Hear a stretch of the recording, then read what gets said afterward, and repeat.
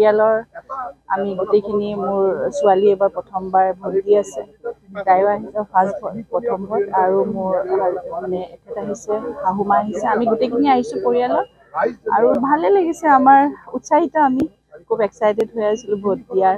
এনেকৈ লাগিছে যে নিৰ্বাচন সোনকালে আৰু শেষ হৈ ফলাফলো দিয়ক, ফলাফল ভালেই হ'ব। আমি নৱপ্ৰজন্ম নিশ্চয় নৱপ্ৰজন্মই আমাৰ আহক, ওলাই আহক, তেওঁলোক বহুতখিনি ভোটাৰ আমাৰ এইবাৰ মানে আমাৰ সমষ্টিত আছে বা গোটেই অসমতে গোটেইখিনি আহক।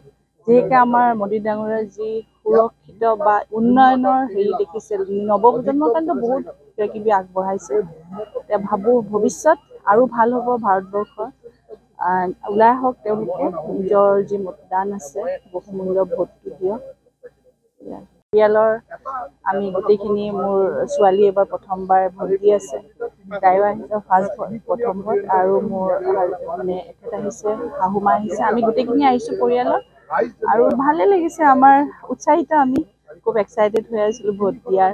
এনেকৈ লাগিছে যে নিৰ্বাচন সোনকালে আৰু শেষ হৈ ফলাফলো দিয়ক, ফলাফল ভালেই হ'ব। আমি নৱপ্ৰজন্ম নিশ্চয় নৱপ্ৰজন্মই আমাৰ আহক, ওলাই আহক, তেওঁলোক বহুতখিনি ভোটাৰ আমাৰ এইবাৰ মানে আমাৰ সমষ্টিত আছে বা গোটেই অসমতে গোটেইখিনি আহক।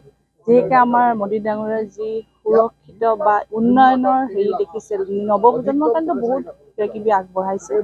এতিয়া ভাবোঁ ভৱিষ্যত আৰু ভাল হ'ব ভাৰতবৰ্ষৰ। ওলাই আহক তেওঁলোকে, নিজৰ যি মতদান আছে বহুমূল্য ভোটটো দিয়ক।